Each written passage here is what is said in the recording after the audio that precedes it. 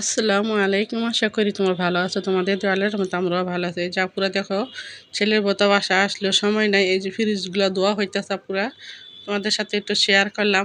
তোমরা কে কে আপুরা এসব কাজগুলো সেরে ফেলেছ? আমরা তো আপুরা যে এখন থেকে শুরু করলাম। এই যে দেখো ফ্রিজের ভিতরে এগুলো আপুরা দেখো কত কি। তোমার ভাইয়া বলতেছে এই ফ্রিজে আর কি রাখবা, এগুলোই তো সব ভর্তি। বললাম দেখা যাক, রাখা পারলে রাখবো, মাংস তো আর ফেলে দেওয়া যায় না। সব মাংস কুরমা দিয়ে ফেলবো। আর এই যে দেখো আমার ডাবর ডোর ফ্রিজ। তোমরা কমেন্টস করে বলবা পুরো আমার ফ্রিজটা কত টাকা হয়েছে, তোমরা বলবা তো। কারণ রোজার ঈদে তোমার ভাই আমার এই ফ্রিজটা গিফট করছে আমাকে। এই যে ছেলের বউ এখন ওইটা ধুয়ে নিছে, যে দেখো কত সুন্দর করে ধুয়ে নিছে, তোমাদের সাথে একটু শেয়ার করলাম। এখন এটা ধোয়া শেষ, তারপরে যে ওইটা ধুতেছে। কারণ বৌজিয়ারা পুরো বাসায় না থাকলে বাড়ির কাজ বাসায় মানে বৌজিয়ারা করে বৌজিয়াগো কাজ। বলো তা পুরা এগুলো আমরা এখন কি এগুলা এখন ভাল লাগে না এগুলো করতে। এখন ওদের সংসার হয়ে গেছে। এই যে দেখো ফ্রিজ দুটো ধোয়া হয়ে গেছে। এই যে এখন রান্না করতে চলে আসলো।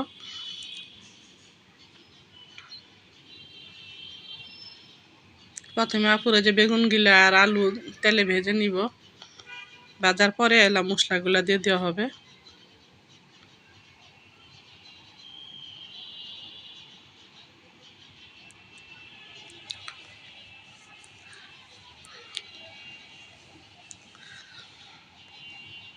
ওই পাশে আপুর মনে করো করলা ভাজিটা দিয়ে দেওয়া হয়েছে। আর এই পাশে যে ট্যাংরা মাছ দিয়ে গুলশা মাছ দিয়ে মনে করে রান্না করব বেগুন।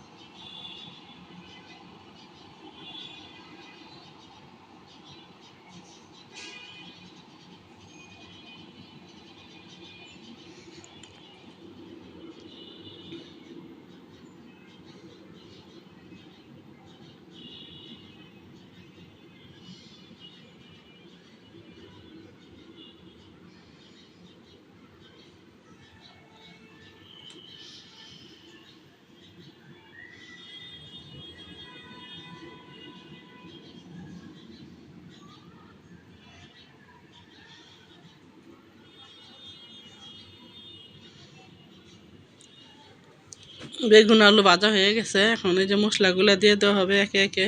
একটু আদা দেওয়া হলো, তারপরে মনে করো পেঁয়াজ দেওয়া দিয়ে হচ্ছে, কাঁচামরিচ।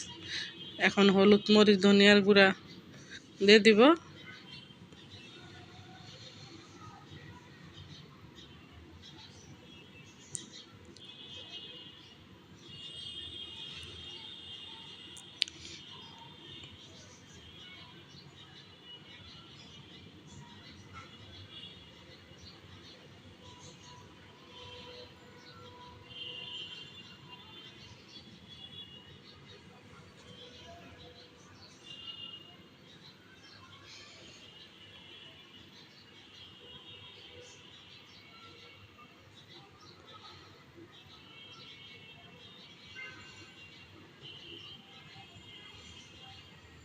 মনে করো ছেলের বউকে বললাম, বলে একেবারে ঝোল দিয়ে দাও, কষানো তো হয়ে গেছে, ভাজা হয়ে গেছে, এখন ঝোল দিয়ে দাও, জাল হয়ে যাক, তারপরে মাছ দিয়ে দেওয়া হবে।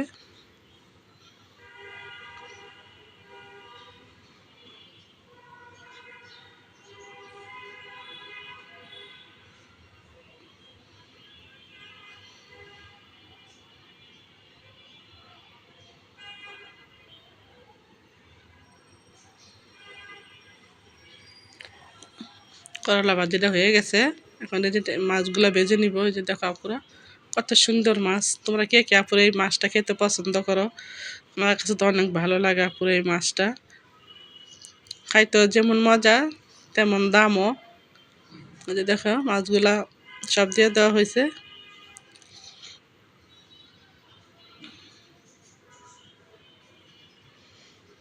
মাছগুলা ভাজা হয়ে গেল। এখন মনে করো ওই পাশে ভাত বসায় দিল, আর এই পাশে রান্না করে নিব মুরগির মাংস।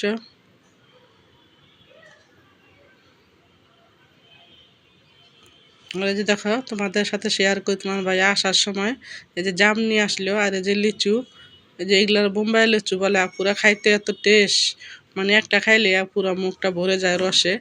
এই জামগুলো পুরো অনেক মজা, দেখো একদম বটকা বটকা কত মানে অনেক ভালোই লাগছে। ভর্তা বানিয়ে খাবো আপরে, এখন তো আমরা রোজা থাকি, খাওয়া হবে না।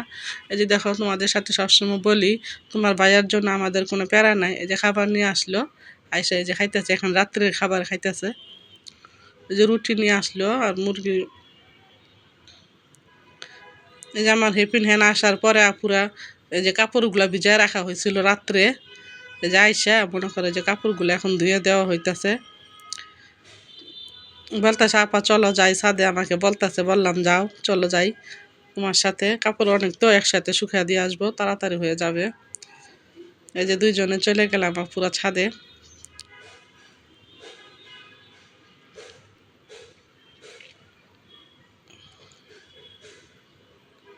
লিফট দিয়ে পুরা, কারণ আমাদের বাসাটা তা পুরো 7 তলা 6 তলা, পুরো যে 6 তলা পর্যন্ত লিফট আছে, আর এই দুই সিঁড়ি হাইটা যাইতে হয় ছাদের উপরে।